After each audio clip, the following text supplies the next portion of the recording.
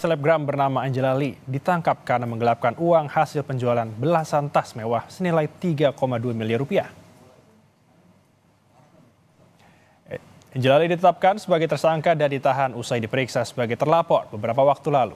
Kasus penipuan dan penggelapan ini berawal saat Angela Lee membeli 15 buah tas mewah untuk dijual kembali. Namun, setelah seluruh tas tersebut laku terjual, Angela Lee hanya melakukan pembayaran satu kali, pembayaran kepada korban. Sedangkan sisa uang hasil penjualan tas mewah tersebut tak kunjung dibayar oleh Angela Lee. Akibatnya korban rugi hingga 3,2 miliar rupiah. Kini, Angela Lee telah ditahan di rutan Mapolda Metro Jaya dan dijerat dengan pasal tentang penipuan dengan penggelapan dengan ancaman hukuman 4 tahun penjara.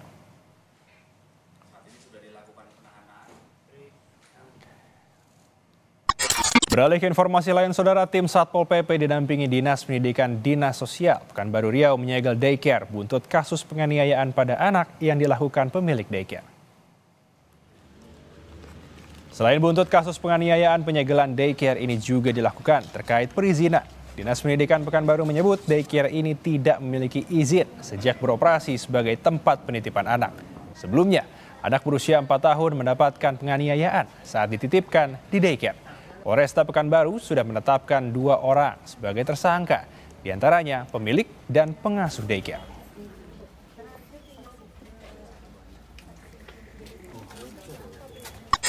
Seorang pegawai aparatur sipil negara yang bertugas di Badan Pendapatan Daerah Kabupaten Purwakarta, Jawa Barat ditemukan tewas di kantor Samsat Lama Purwakarta Rabu kemarin. Saat ditemukan, ASN itu berseragam lengkap dalam kondisi tergantung di pintu kamar.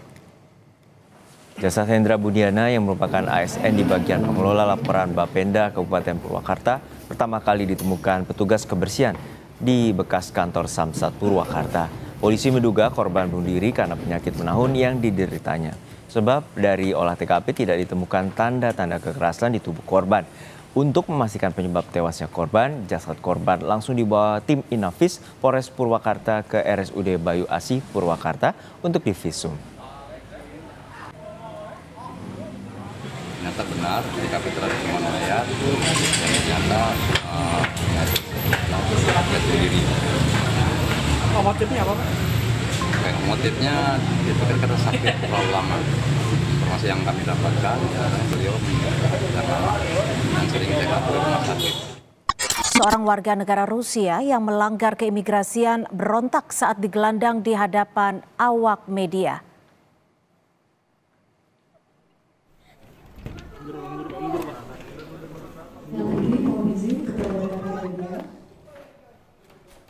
Warga negara Rusia berinisial AF berontak saat dibawa ke ruang konferensi pers dan terpaksa harus dipegangi oleh sejumlah petugas imigrasi Bandara Ngurah Rai. Warga negara asing tersebut ditangkap karena kerap berbuat onar di kawasan Jimbaran, Kuta Selatan, Badung. Saat diperiksa, petugas menemukan media tanam yang diduga untuk membudidayakan ganja dan alat isap. AF selanjutnya diserahkan ke polisi untuk pemeriksaan lebih lanjut.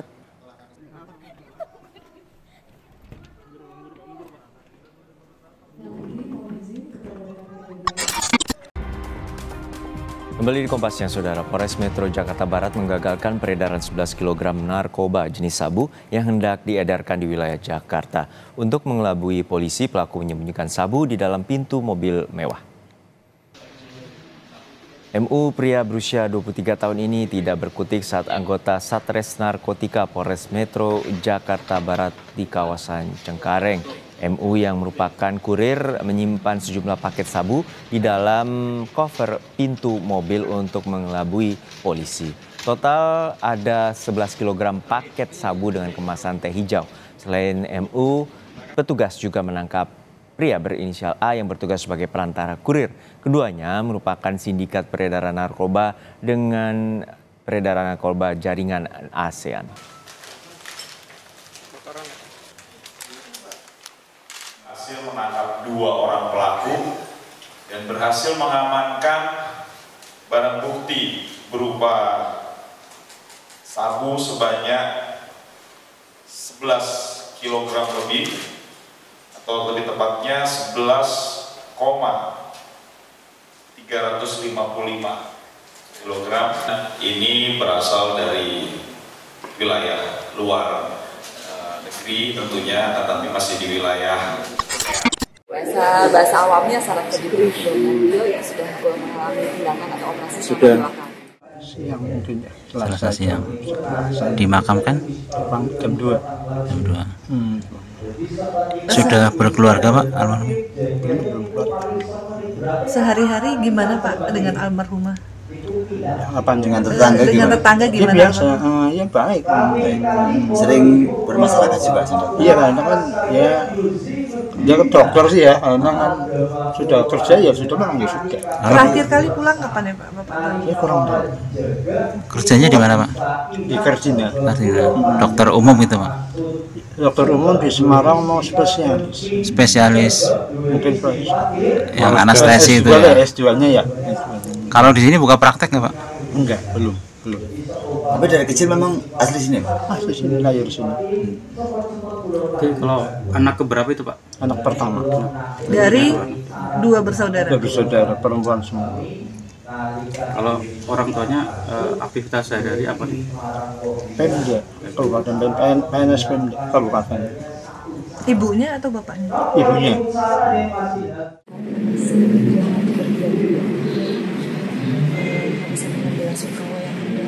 Pada keluarga dan sivitas organisasi ini dan juga tadi beliau selama ini kita kenal sebagai mentor yang santun, yang baik, rajin dan juga atas kerjanya luar biasa baik. Bergabung dengan kita seperti kemarin ya 2019 beliau bergabung dengan kami di RSUD dan beliau mendapatkan penugasan sekolah spesialis dari Universitas Tunggal. Dia memilih anestesi sudah dijalani kurang lebih selama 2 tahun. Kalau yang bicara terjadi di sana bukan kewenangan kami, monggo dikaitkan dengan yang terkait. Sekarang banyak beredar di media massa itu juga tidak ditujukan kepada instansi.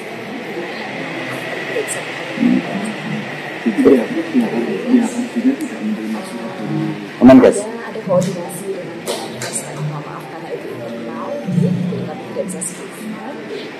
Tapi dalam surat mereka tidak ada instansi.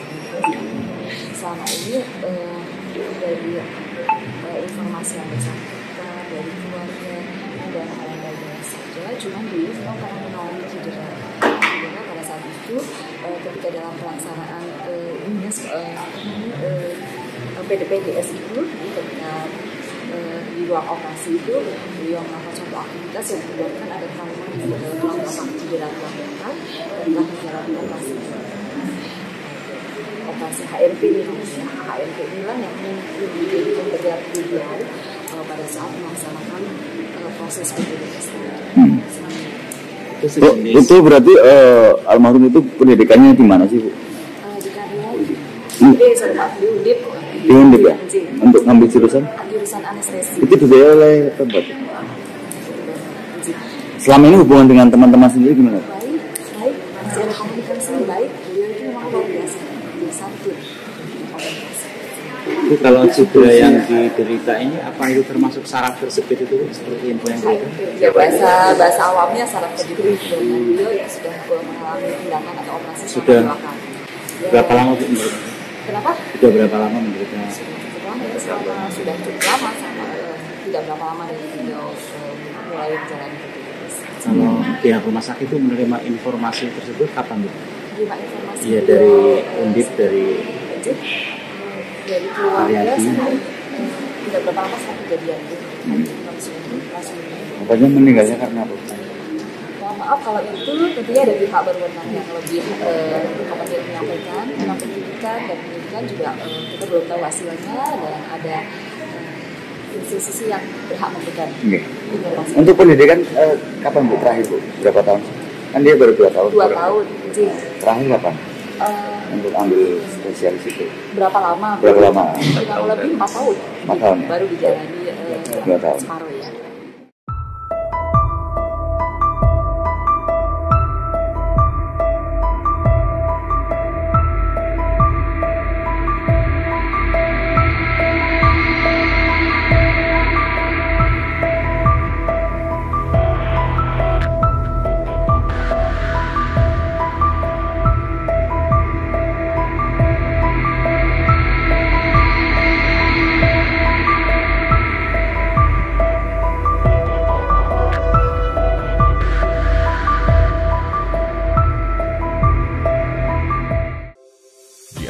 banyak sumber informasi, kami layak dipercaya.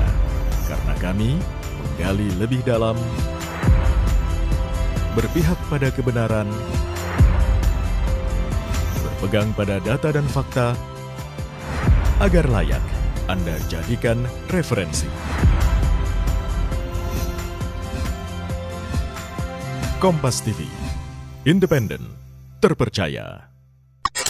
Pada 4 Agustus lalu, seorang perempuan ditemukan tewas di sebuah kamar indekos di Sidoarjo, Jawa Timur.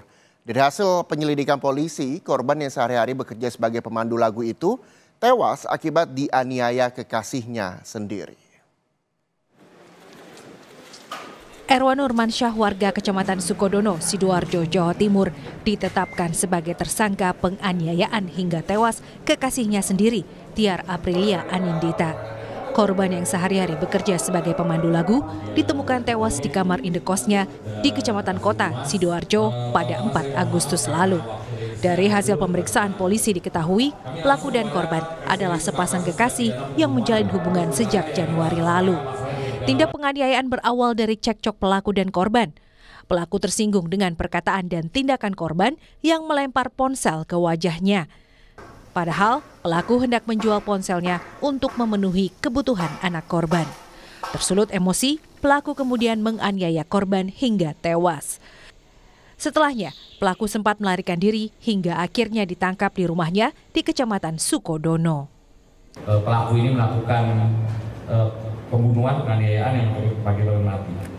Kemudian ini terjadi karena emosi, ya, emosi dari pelaku ini, ya, karena ada perbincangan yang pada saat itu kaitan dengan ada kata-kata yang menurut dari pelaku ini menyakiti hatinya, ya, kemudian menjadi emosi. Kemudian langsung melakukan kekerasan fisik. Dan selanjutnya pelaku juga mengunci kamar dari luar dan meninggalkan lokasi, ya, dan menghubungi keluarganya. Ya, ada indikasi juga ingin melarikan diri dari pelaku ini. Untuk mempertanggungjawabkan perbuatannya, tersangka dijerat pasal 338 KUHP tentang kesengajaan merampas nyawa orang lain atau 351 KUHP tentang penganiayaan yang menyebabkan kematian dengan ancaman hukuman pidana paling lama 15 tahun penjara. Cek Robi, Kompas TV, Sidoarjo, Jawa Timur. Kita ke sorotan terakhir, saudara, seorang perempuan mengaku menjadi poluan gadungan di Polewali Mandar, Sulawesi Barat. Dengan seragam lengkap, poluan gadungan ini mendatangi sekolah untuk memberikan penyuluhan bahaya narkotika. Video amatir warga sempat merekam aksi poluan gadungan ini sedang memberikan penyuluhan di salah satu sekolah di Polewali Mandar, Sulawesi Barat.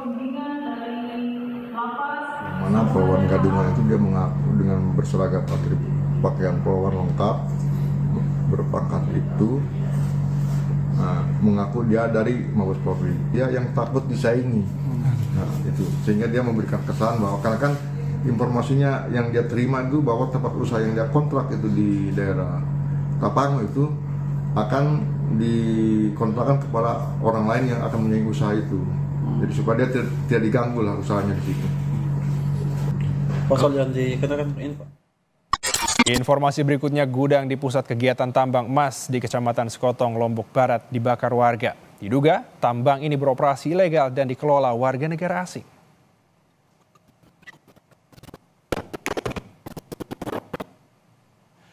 Pembakaran ini dilakukan warga karena emosi akibat aktivitas tambang ilegal yang merusak lingkungan. Pembakaran yang terjadi pada 10 Agustus lalu kini tengah diselidiki polisi dan imigrasi Mataram. Pihak imigrasi menyebut 15 WNA asal Tiongkok yang bekerja di tambang tersebut mengantongi kitas investor. Meski demikian, pihak imigrasi tengah berkoordinasi dengan Ditreskrimum Polda NTB untuk mencari keberadaan pekerja asing itu. Orang-orang ini tidak terima bahwa di lokasi di situ ada pertambangan, diduga ada warga negara asing sehingga mereka tidak terima, mata pencahariannya mungkin berkurang sehingga melakukan pembakaran. Kerusuhan itu timbul akibat gesekan antara masyarakat dengan pekerja tambang yang menggunakan alat-alat berat. seperti itu. Informasi berikutnya, sopir truk yang ugal-ugalan di jembatan Suramadu akhirnya ditangkap polisi.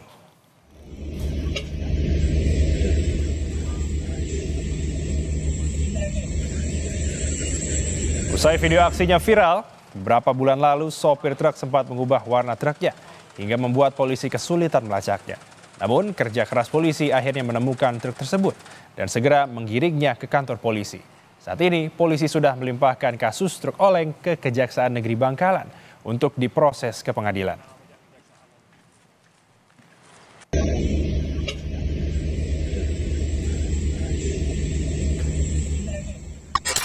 Yang jelas dijelaskan bahwa YBS punya riwayat sakit. Baik teman-teman media semua, matur suwun nggih rawuhnya. Kemudian berikut saya bacakan siaran pers nomor 647 UN 7.A.TU /8/2024. Sehubungan dengan pemberitaan meninggalnya mahasiswi PPDS kami, Dr. Aulia Risma Lestari pada media sosial dan media massa, berikut tanggapan dari Undip. Pertama, kami menyampaikan turut duka cita secara mendalam atas meninggalnya Dr. Aulia Risma Lestari, anak didik kami pada PPDS. Kami mendoakan semoga almarhumah husnul khotimah, diterima segala amal ibadahnya, diampuni dosa, dan keluarga yang ditinggalkan diberikan ketabahan dan kesabaran. Kami juga mengajak semua pihak, terutama keluarga besar Undip, untuk memberikan dukungan moral bagi keluarga yang berduka. Selanjutnya kami sampaikan beberapa hal sebagai berikut. Mengenai pemberitaan meninggalnya almarhumah berkaitan dengan dugaan perundungan yang terjadi, dari hasil investigasi internal kami bahwa itu tidak benar. Ya, jadi bukan dari perundungan. Almarhumah selama ini merupakan mahasiswi yang berdedikasi dalam pekerjaannya. Namun demikian, almarhumah mempunyai problem kesehatan yang dapat mempengaruhi proses belajar yang sedang ditempuh. Dengan menjunjung tinggi nilai-nilai konfidensialitas medis dan privasi almarhumah, kami tidak dapat menyampaikan detail masalah kesehatan yang dialami selama proses pendidikan. Pengelola pendidikan program studi anestesi menyikapi problem kesehatan yang dialami almarhumah dengan memantau secara aktif perkembangan kondisi yang bersangkutan selama proses pendidikan. Berdasarkan kondisi kesehatannya, almarhumah sempat mempertimbangkan untuk mengundurkan diri. Namun karena beliau adalah penerima beasiswa, sehingga secara administratif terkait dengan ketentuan penerima beasiswa, sehingga almarhumah mengurungkannya. Kami sangat terbuka dengan fakta-fakta valid di luar hasil investigasi yang telah kami lakukan, sebagaimana disebutkan dalam butir 2. Kami siap berkoordinasi dengan pihak manapun untuk menindaklanjuti tujuan pendidikan dengan menerapkan zero bullying di Fakultas Kedokteran Undip. Fakultas Kedokteran Undip telah menerapkan gerakan zero bullying yang dipantau secara aktif oleh tim pencegahan dan penanganan perundungan dan kekerasan seksual pada Fakultas Kedokteran Undip sejak 1 Agustus 2023.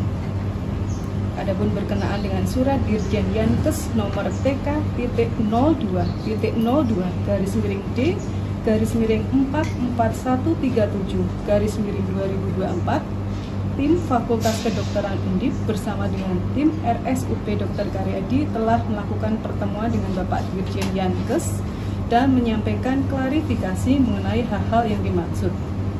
Undip siap berkoordinasi dengan pihak-pihak terkait untuk mengklarifikasi, mendiskusikan, dan melakukan penanganan lebih lanjut.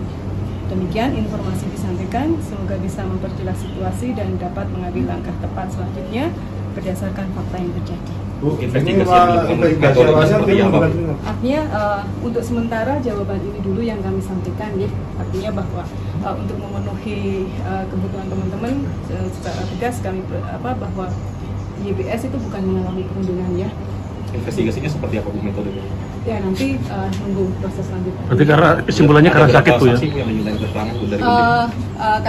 Kami belum detail mendalam, jadi artinya bahwa kami hanya untuk saat ini kami sebatas merespon tentang meninggalnya almarhum, ya. Kalau beasiswanya beasiswa apa itu? Itu yang baru. Kami nanti juga karena kami juga tidak bisa menyebutkan nggak bisa menyebutkan. Untuk beasiswanya administrasinya ketika dia resign dendanya seperti apa? Nah, benar 500 juta nggak sih? Ya itu nanti yang kita ini lagi ya. Bu, berarti karena sakit ya Bu? Jadi bukan karena perundungan ya. Jadi memang beliau itu sudah punya riwayat sakit.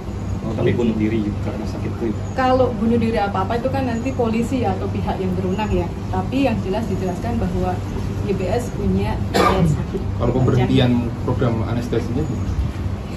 Ini tadi sudah nanti dirilis, nanti teman-teman bisa membacanya nih. Kalau mundurnya itu kapan deh? Pernah mengajukan mundur kapan? Ya, saya mungkin lebih lanjut ini dulu aja ya yang saya respon ya. Mungkin cukup ini dulu aja ya teman-teman ya. Makasih Bu. Makasih Bu.